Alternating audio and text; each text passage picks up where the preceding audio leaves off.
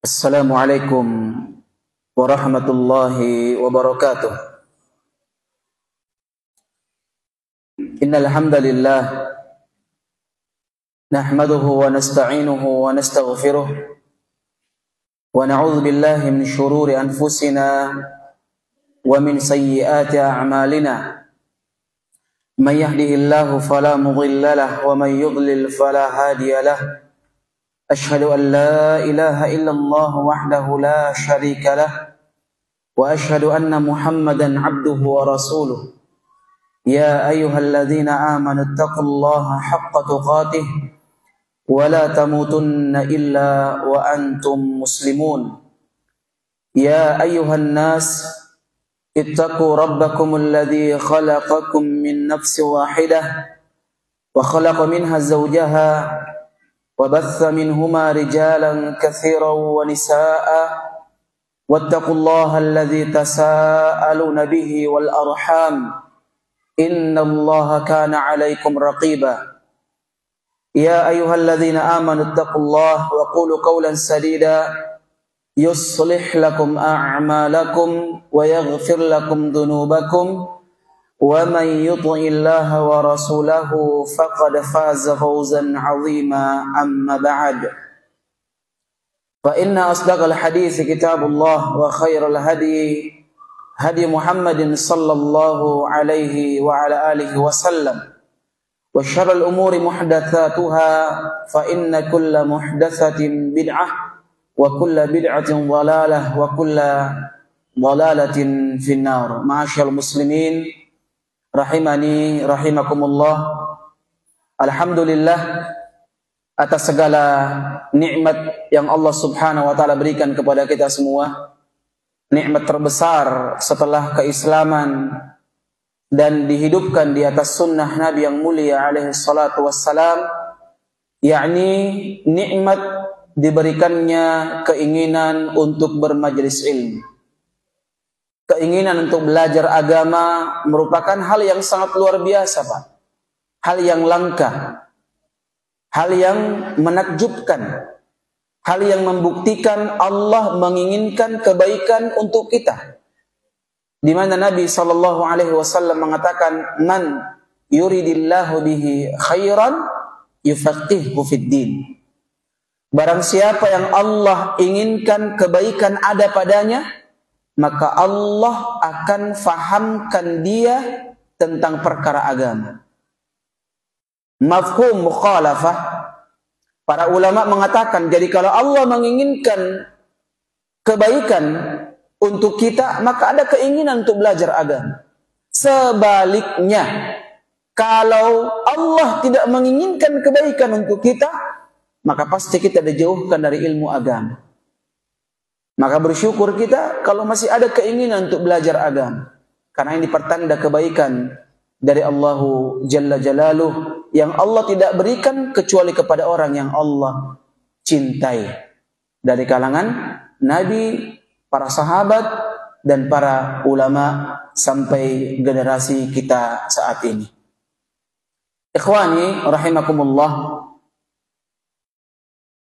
Di pertemuan yang lalu kita sudah menyebutkan di mana Nabi SAW juga pernah menangis karena ditimpa musibah. Jadi menangis ketika tertimpa musibah bukan hal yang tercela. Sebab Nabi juga menangis. Bahkan di hadapan para sahabat. Nabi bahkan ditegur oleh salah seorang sahabat yang mulia. Ya. Ketika Nabi ditimpa musibah, Nabi sempat menyaksikan cucu beliau, yakni direnggut, didatangi kematian, maka Nabi SAW pun meneteskan air mata. Fafadat ainahu. Nabi pun meneteskan air mata. Maka ketika para sahabat melihat hal tersebut, di antaranya Sa'ad ibni Ubadah, saat bertanya, "Mahadha ya Rasulullah?" Kenapa engkau menangis ya Rasulullah? Seakan-akan para sahabat heran dengan kejadian tersebut. Nah, dan ini membuktikan bahwa para sahabat Ada saja ilmu yang belum sampai kepada para sahabat. Ya, sehingga mereka harus bertanya kepada Nabi Sallallahu Alaihi Wasallam. Dan Nabi Sallallahu Alaihi Wasallam pun menjawab dengan mengatakan, hadhihi rahmatun ja'alallahu ta'ala fi qulubi ibadih. Ini adalah rahmat yang Allah Subhanahu wa ta'ala adakan pada hati seorang hamba. Dalam riwayat, fi qulubi man sya'a min ibadih. Pada hati seorang hamba yang Allah inginkan. Hamba pilihan. Kenapa? Wa innama yarhamullahu min ibadihi ar-ruhama. Karena sesungguhnya rahmat Allah Subhanahu wa ta'ala kepada hamba yang bisa juga merahmati sesamanya. Oleh karena itu, bukti bahwa kita masih punya perasaan, Pak, kalau kita berempati.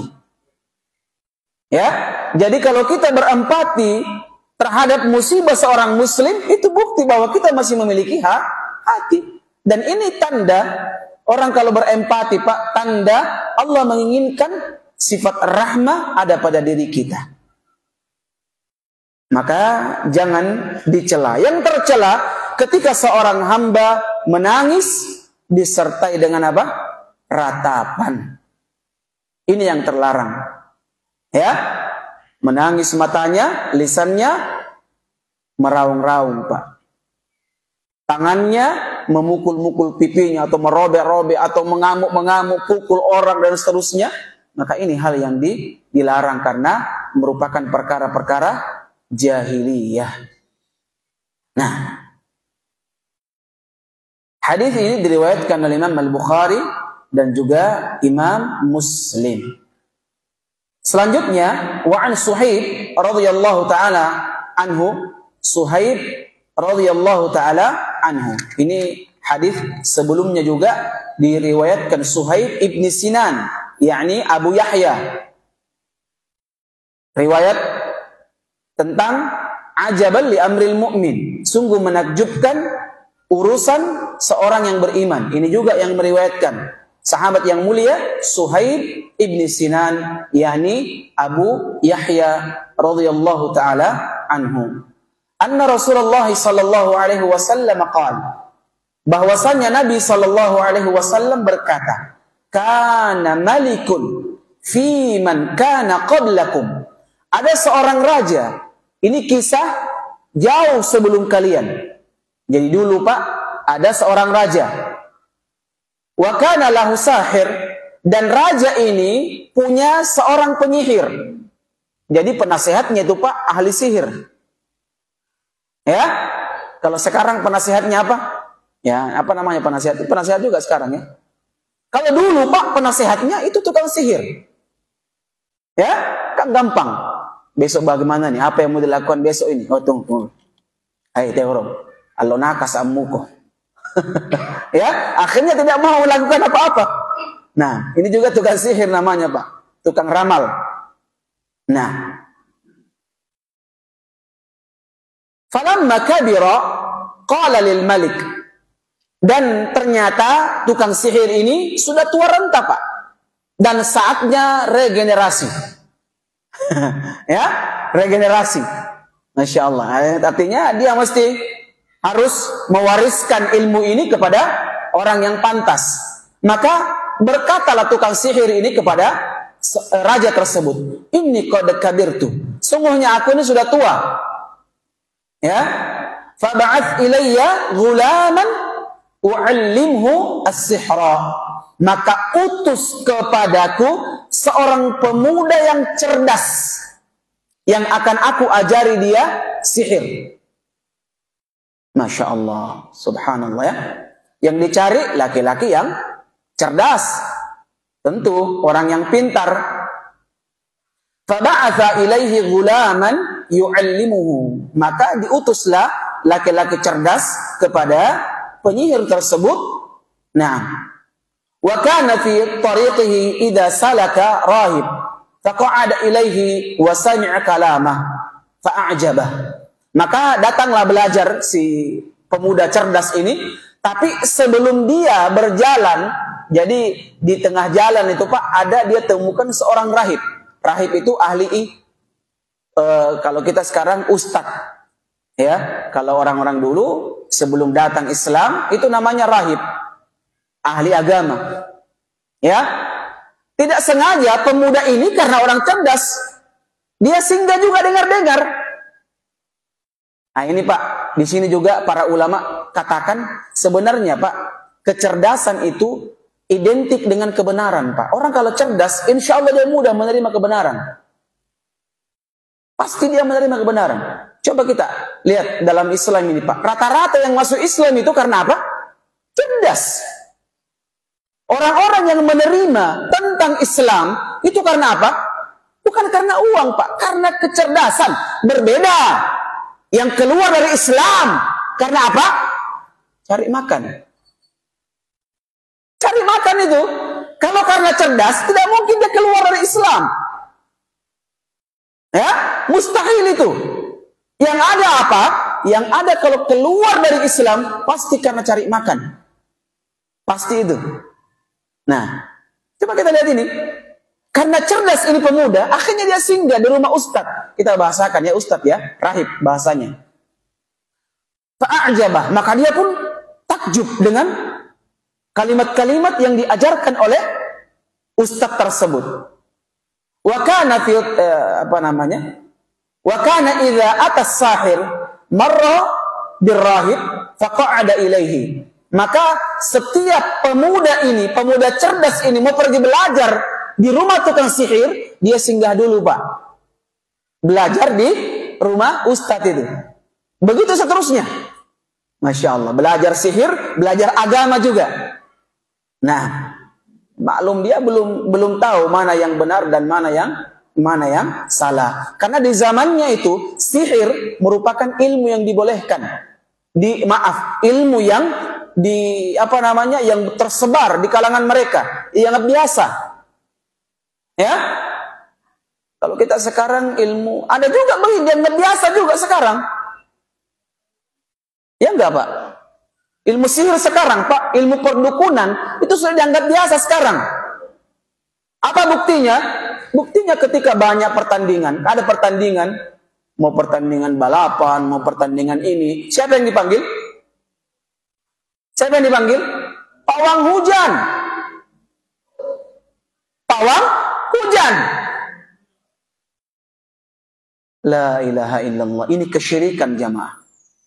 Syirik akbar ini.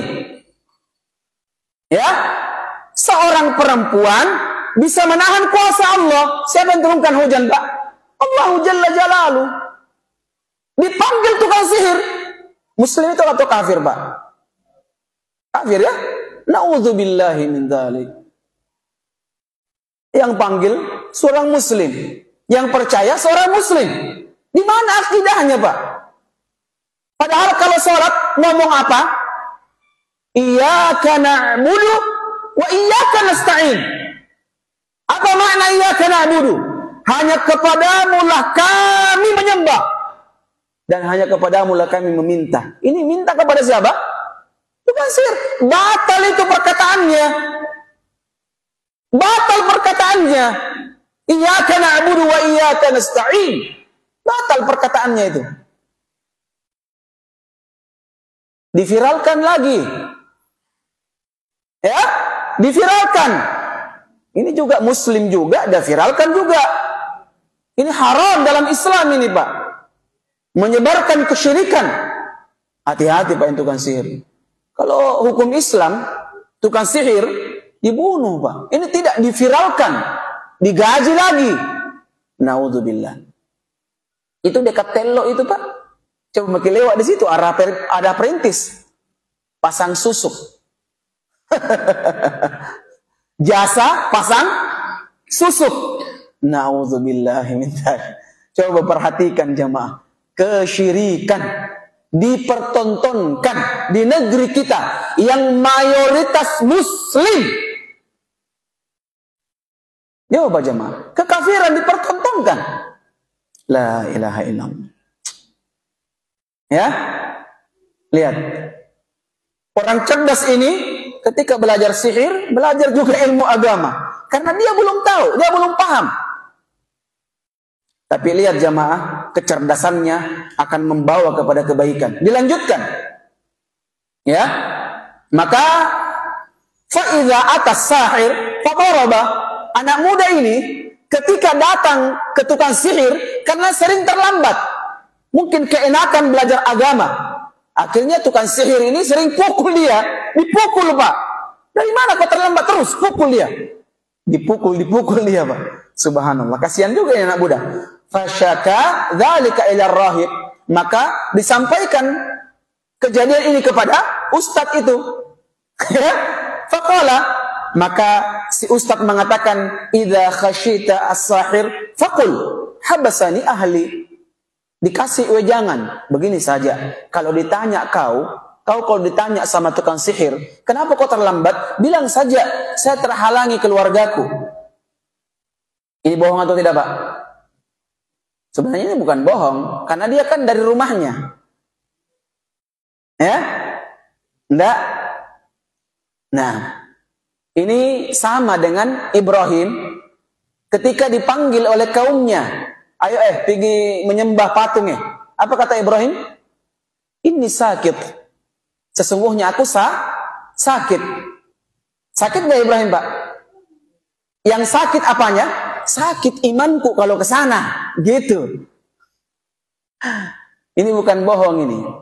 Nah, ini namanya kalimat tauriyah. Lain yang dimaksud dengan yang dibicarakan. Ini kalimat tauriyah. Dan ini boleh kalau ingin menyelamatkan nyawa, harta, dan darah kita. Gak boleh dimain-main ini.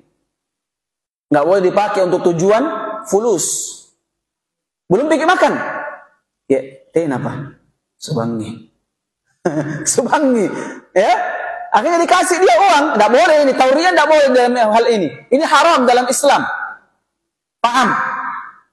Paham atau enggak, Pak? Ada orang, kasih orang. Saya kasih uang ini yang belum makan. Siapa yang belum makan? Angkat tangan. Oke. Belum makan? Iya, dia apa dengan Subangi. Tadi iya, tapi dulu kemarin maksudnya. Nah, lain yang dimaksud dengan yang disampaikan. Ini tauriyah. Tapi dalam perkara ini haram. Karena bukan untuk menyelamatkan nyawanya. Ini pemuda untuk menyelamatkan agamanya. Maka diajarkan oleh seorang rahib. Kalau kau datang ke sana, bilang saja, keluargaku menyebabkan diriku terlambat. Wa idza khasyita ahlak, kalau kau pulang ke rumahmu, engkau takut, faqul habasani sahir. Aku terlambat pulang karena tukang sihir. Begitu. Padahal di tengah-tengah perjalanan dia singgah untuk kajian. Sama dengan sekarang, Pak. Banyak anak-anak pergi kajian dilarang sama orang tuanya. Ya, dilarang. Tapi kalau terlambat pulang les, nggak ada masalah. Kalau pulang kajian terlambat, hati-hati. Apa kata orang tuanya? Jangan kok terlalu belajar agama, nanti gila. La haula wala quwwata illa billah. Betul tidak, Pak? Gila enggak orang, Pak, kalau belajar agama, Pak? Ya, gila enggak, Pak? Naudzubillah. Akhirnya fabina ma huwa ala dzalik, maka berketerusan dengan itu, Pak. Ya, berketerusan seperti itu. Idz ata ala dabbatin 'azimatin qad habasatin nas. Maka di tengah perjalanan Allah uji dia. Apa itu? Rakyat dan dia bertemu dengan ad-dabba al-'azimah. Seekor binatang yang sangat buas. Orang takut, Pak, dengan binatang buas ini. Apa yang terjadi? Faqala al-yawma a'lam as-sahir afdal amir rahib afdal. Maka hari tersebut, hari ini kata anak muda cerdas ini, hari ini penentu. Siapa kira-kira yang lebih utama? Tukang sihirkah atau si ustaz? Ayo. Nah, maka fa'akhadha hajar. Maka orang ini pun mengambil, anak muda cerdas ini pun mengambil batu. Dan beliau mengatakan, Allahumma in kana amrul rahib ahabba ilaika min amri sahir faqtul hadhihi dabbah hatta yamdhiyan nas. Ya Allah, aku berdoa ini anak muda. Ya Allah, apabila ajarannya Ustadz lebih engkau ridai daripada tukang sihir ini, maka selamatkan kami dari binatang buas ini. Masya Allah. Apa yang dilakukan? Faromaha. Maka dia pun melempar binatang tersebut dengan batu. Faqotalaha. Maka tiba-tiba langsung binatang buas itu mati, Pak. Subhanallah. Ya, subhanallah. Famawa annas. Maka manusia pun kembali aman berjalan. Fa'atar rahib fa'akhbarahu.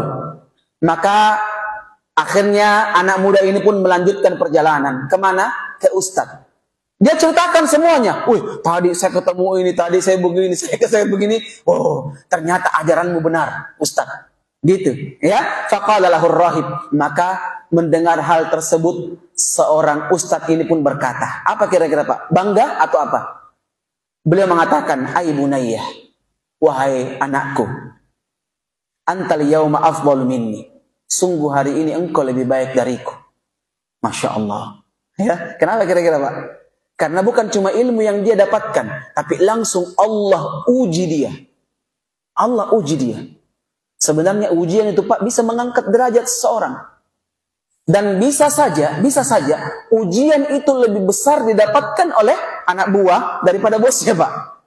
Biasanya begitu. Ya, terkadang memang begitu. Antara bos dengan anak buah, terkadang anak buah lebih besar kelihatannya untuk menguji. Dan ingat jamaah, keimanan itu tidak pandang bulu. Biar kita murid, tapi kalau Allah berikan keimanan, bisa saja kita lebih afdal, lebih bertakwa daripada ustadz kita. Betul tidak, Pak? Bisa saja, Pak. Banyak begitu. Ya, banyak begitu. Coba kita perhatikan Imam Asy-Syafi'i rahimahullahu ta'ala. Beliau tilmid, murid dari Imam Malik. Tapi siapa yang lebih dikenal? Imam Asy-Syafi'i. Ya, begitupun dengan guru-guru yang lain. Imam Az-Zahabi, contohnya. Imam Az-Zahabi, penulis kitab Al-Kabair, punya murid namanya Imam Ibnu Hajar. Imam Ibnu Hajar, berapa hafalan hadisnya? 1 juta hadis. Banyak atau sedikit itu, Pak? Ya? Banyak sekali. Mengalahkan gurunya, Imam Az-Zahabi. Mengalahkan gurunya. Imam Az-Zahabi guru, Pak. Imam Ibnu Hajar murid. Tapi muridnya lebih menonjol daripada gurunya. Bisa saja. Nah, makanya tergantung siapa yang Allah inginkan kebaikan padanya. Ya, siapa yang Allah inginkan kebaikan. Maka seorang guru mengatakan, engkau sekarang lebih mulia daripada saya. Subhanallah. Ya. Qad balagha min amrika man ra'ara. Sekarang saya melihat dengan jelas apa yang telah engkau dapatkan, wahai anakku. Masya Allah. Wa innaka satubtala. Perhatikan baik-baik. Setelah dinasehati bahwa engkau lebih mulia daripada saya, beliau pun mengatakan, wa innaka satubtala. Dengan ini hati-hati kau nak. Engkau akan diuji. Apa, Pak, pesannya? Sungguh engkau akan mendapatkan ujian, musibah dengan kejadian ini. Wah, luar biasa. Fa ini tulita.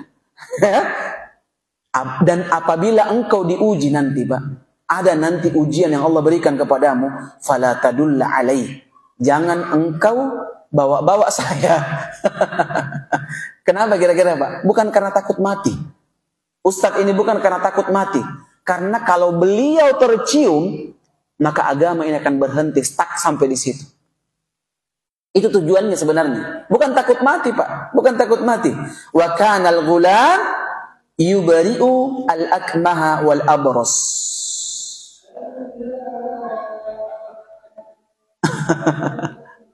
Nah. setelah kejadian itu, setelah beliau berhasil membunuh Dabbah tadi, binatang itu, beliau pun dinasihati bahwa hati-hati kina, akan Allah uji suatu waktu engkau. Dan ketika engkau diuji, menerima ujian, musibah, maka jangan pernah tunjukkan diriku. Jangan kau pernah sebut-sebut saya. Masya Allah. Akhirnya anak ini pun dengan izin Allah diberikan karomah oleh Allah. Apa karomahnya Pak? Dikabulkan seluruh permohonannya oleh Allah. Ini namanya wali. Wali Allah. Ya, wali Allah itu Pak, kalau dia mengangkat tangan, la barrah. Allah kabulkan langsung. Siapa di zaman Nabi pernah Pak? Pernah dengar ceritanya Uwais? Uwais ibni Amir Al-Qarani. Siapa namanya? Uwais ibni Amir Al-Qarani. Ya, beliau seorang tabi'in. Tapi kalau Allah angkat tangannya ke langit, Pak, kalau dia angkat tangannya ke langit, sebelum turun dikabulkan oleh Allah Subhanahu wa ta'ala. Siapa yang bilang? Nabi yang bilang. Nabi tidak pernah bertemu dengan Uwais, tapi Nabi kabarkan tentang Uwais. Bahkan Nabi bilang kepada para sahabat, kalau ada yang mampu minta didoakan oleh Uwais, lakukan. Sampai-sampai ketika Nabi wafat, Abu Bakar wafat, Umar, setiap ada orang datang dari Yaman, beliau langsung teriak, Afikum Uwais bin Amir. Apakah di antara kalian ada Uwais? Apa kata orang-orang Yaman? Siapa di Uwais? Tidak dikenal. Ternyata bukan orang dikenal, Pak. Bukan penghafal Quran, bukan penghafal hadis. Bukan ustaz. Ini Uwais. Bukan ustaz ya. Bukan ahli qiraah, bukan ahli ceramah, enggak. Orang biasa. Tapi apa keutamaannya Pak? Ikhlas merawat ibunya. Sehingga kalau dia angkat tangannya ke langit, langsung Allah kabulkan doanya jemaah. Subhanallah.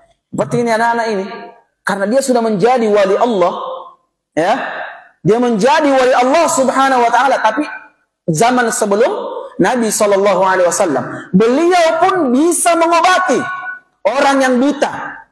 Subhanallah. Sama dengan Nabi Isa ya. Nabi Isa bisa menyembuhkan orang yang buta.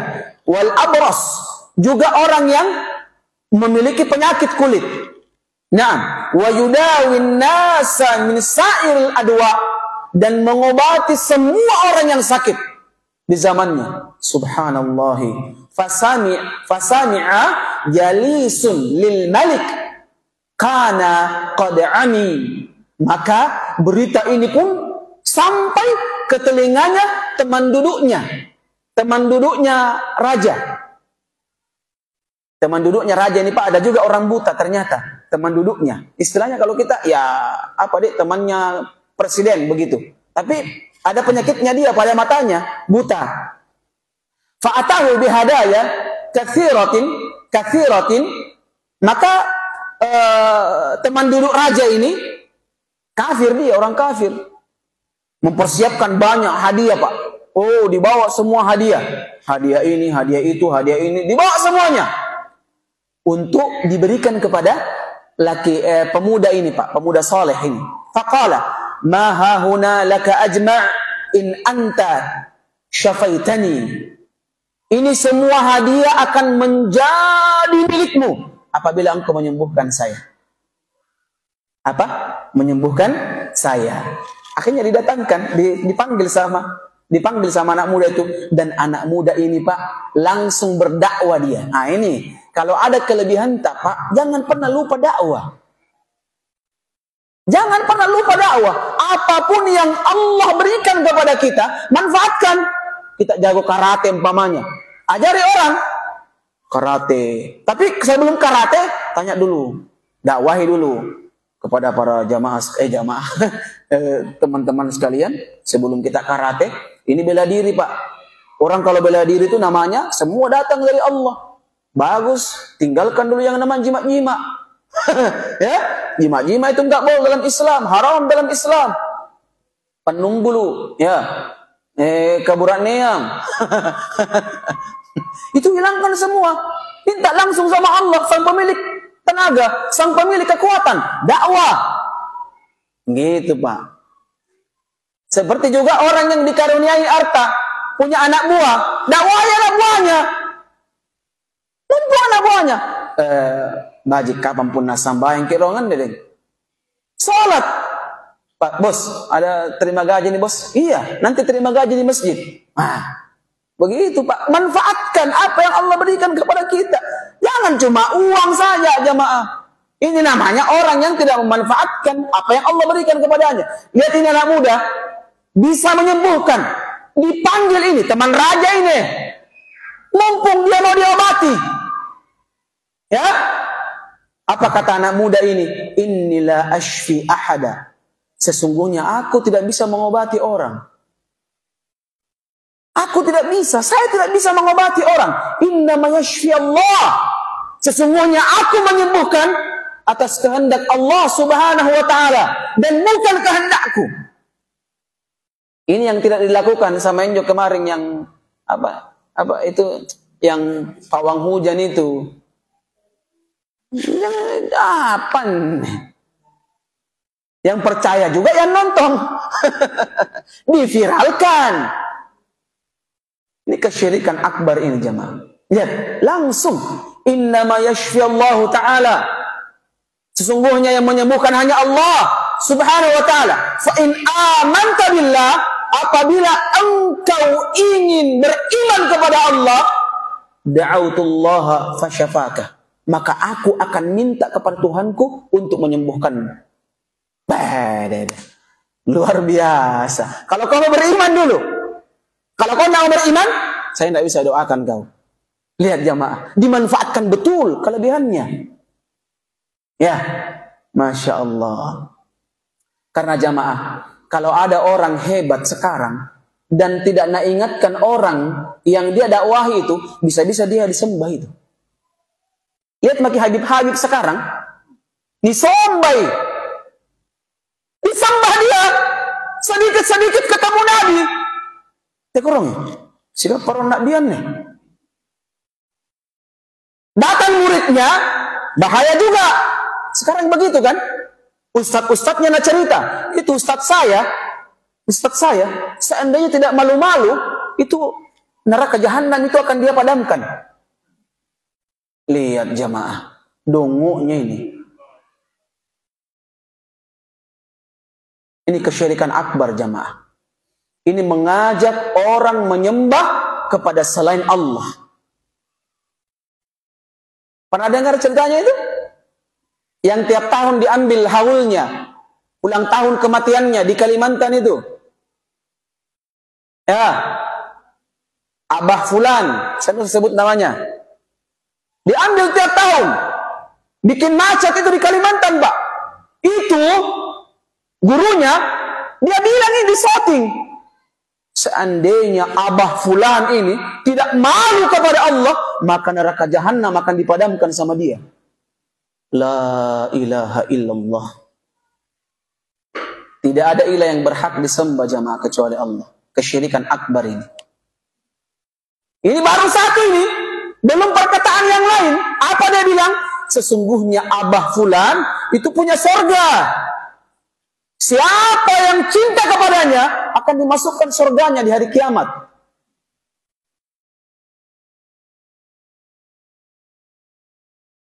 Kalau ini benar jamaah, maka saya orang yang paling pertama mengkafiri dia. Saya orang pertama. Saya kafir kepadanya dan beriman kepada Allah. Amantu billah. Ini kesyirikan jamaah, syirik akbar ini. Kalau percaya, batal syahadatnya. Mana ada orang bisa masukkan surga jamaah? Ya. Apa doa kita? Rabbana atina fid dunya hasanah wa fil akhirati hasanah wa qina adzabannar. Kepada siapa kita minta ini jamaah? Allah. Allahumma innaka afuwun karimun tuhibbul afwa fa'fu anna. Apalagi doanya kalau bulan Ramadan. Nas'aluka ridhaka wal jannah wa na'udzubika min sakhatika wan nar. Kepada siapa kita minta ini? Siapa yang memiliki hak prerogatif memasukkan surga dan mengeluarkan dari neraka? Cuma Allah saja jamaah. Tidak ada makhluk selain. Tidak ada yang bisa selainnya. Ini tauhid jamaah, akidah. Tauhid rububiyah ini. Yang orang kafir saja tahu siapa yang menghidupkan dan mematikan. Tapi ada orang sekarang jamaah meyakini gurunya punya surga. Sama kemarin, tapi sudah tidak ada lagi. Agama antang itu, saya pernah dengar itu dari salah seorang jamaahnya. Ya, apa dia bilang? Jaming elinoku, naku jaming akhiratnu. Ayo jamaah, luar biasa ini. Ya, jamin dunianya katanya, dia yang jamin akhirat kita. Bahkan lucunya, ini persaksian muridnya. Kalau bohong, berarti dia yang bohong. Apa dia bilang? Nekriol Ustaz, keyakinanku. Ayo. Ada temannya katanya, ada temannya. Dia bilang, apa untuk kewajaranmu? Ini ya, memang gurungku. Ayo silahkan datang ke guruku. Kau tahu itu guruku? Apa? Anjoy memantong ya, jaga dari pintu surga. Panitia surga ternyata. La ilaha illallah. Lihat jamaah. La haula wala quwwata illa billah. Lihat, kita kembali ke hadis jamaah. Kita kembali ke hadis. Ini sudah ada kesempatan orang bisa menyembah kepadanya. Orang buta disembuhkan ya. Di zaman itu belum banyak dakwah.